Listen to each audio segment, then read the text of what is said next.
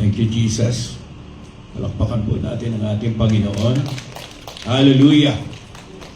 Thank you, Jesus. You know, when I was meditating on what to exhort dito sa ating communion service, siguro tatanungin ko kayo, can communion overcome your fear? Amen. Di po ba? Nagpapasalamat po tayo sa ating Panginoon na tayong mga Kristiyano can overcome fear by receiving Holy Communion. Because in communion,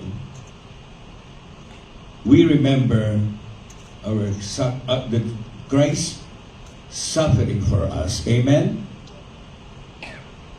The Eucharist was just given to make us, wasn't just given to make us feel good. It was given to make us strong. We take Holy Communion to overcome our fear. Amen?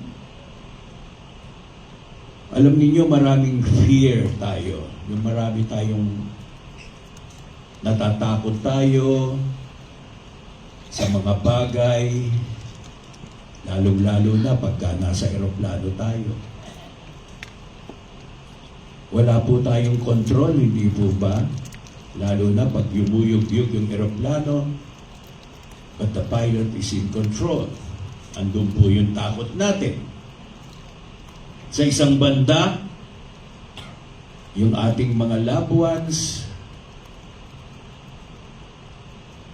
nandun sa eskwela, pauwi na, wala po tayong magawa po kasi yung school bus parating na, but we are not in control.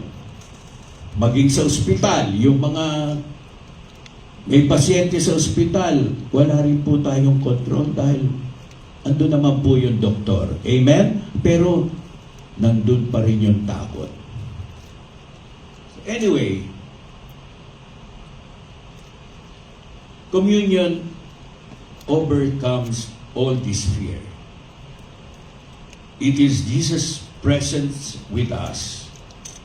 Fear thrives when we feel alone.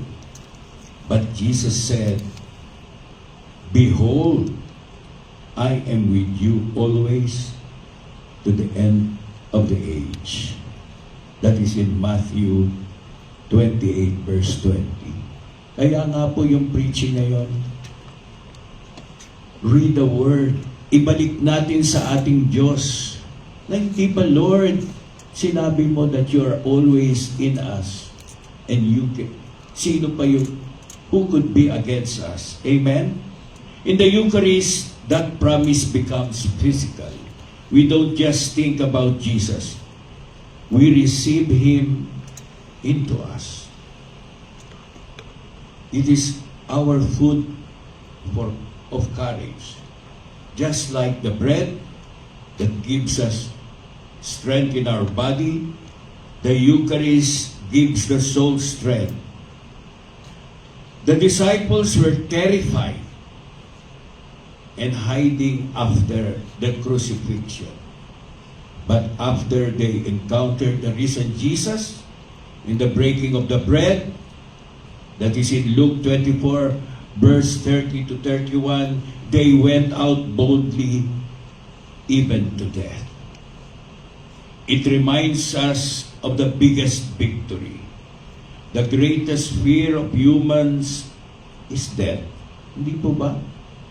Yun ang takot natin. Yung kamatayan.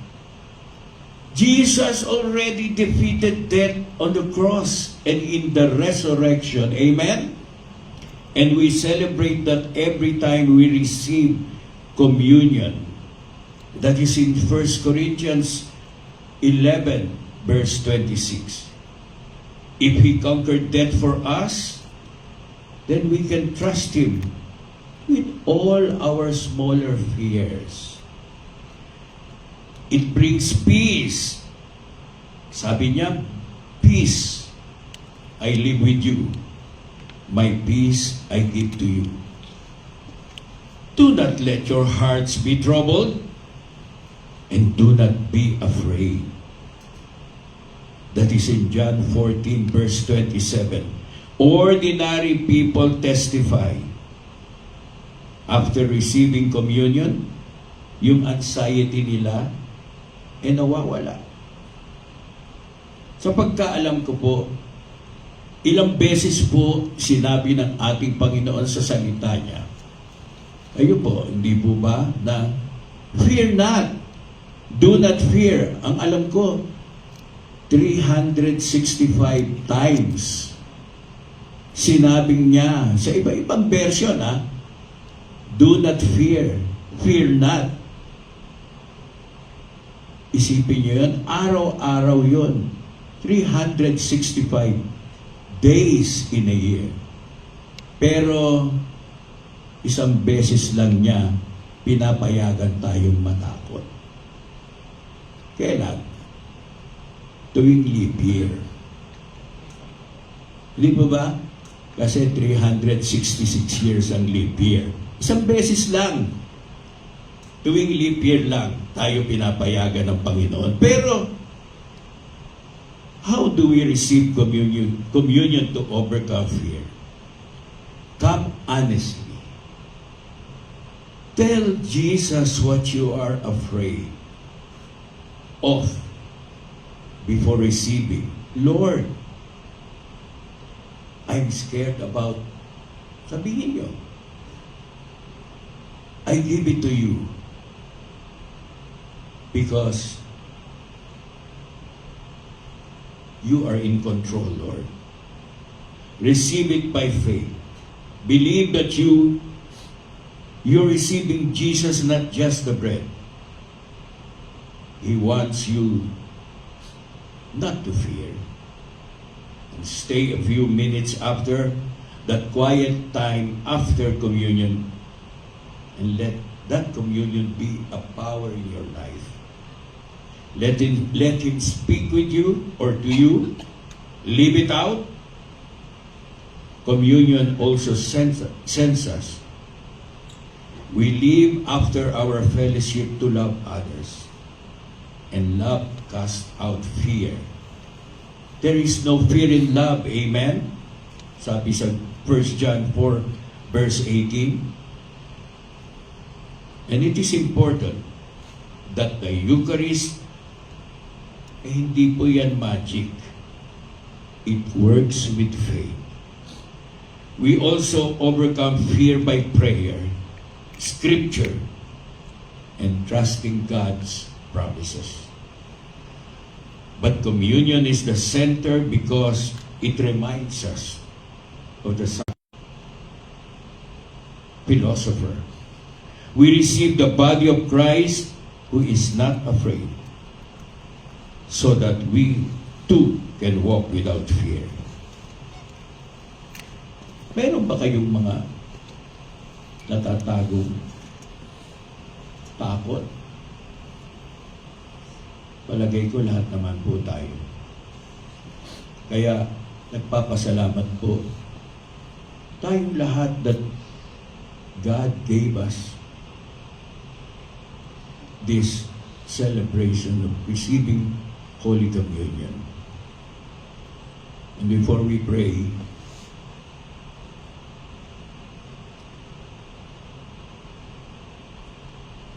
ibigay natin sa Diyos, sabihin natin sa Kanya, yung ating mga takot, ilatag natin sa Kanyang paanan. Because we are overcomers. And we should be victorious kasi sabi niya, as He is, so are we. Sige po.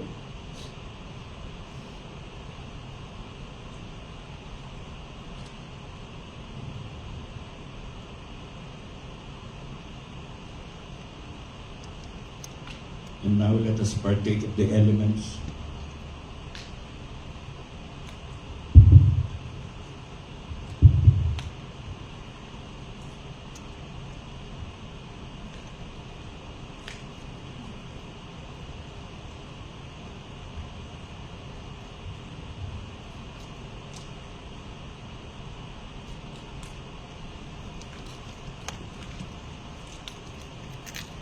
Let us pray. Father, we thank you, Lord. We bless your holy name, Lord. Salamat, Panginoon. Kami po, O Diyos, ay pinangangalagaan mo. Ikaw ang Diyos, noon, ngayon, at magpakailanman. Panginoon, salamat sa iyong mga salita. Salamat at hindi ka nagpapabaya sa amin. Salamat, Panginoon, sa mga natututunan namin sa pamamagitan ng pagtanggap ng banal na hapunan. Lord, we thank you that right now with the power that you have given unto us, we drive out that fear in the name of Jesus. We drive out every fear that is in our mind in the name of Jesus. And we loose upon the spirit of joy. We loose upon the spirit of courage. We loose upon the spirit of love upon us and upon our brothers and sisters. Thank you, Father. At napakabuti mo sa amin, Panginoon. Salamat, Panginoon. And we are overcomers. We are victorious because of you, who is the God of victors. We thank you, Father. In Jesus' name.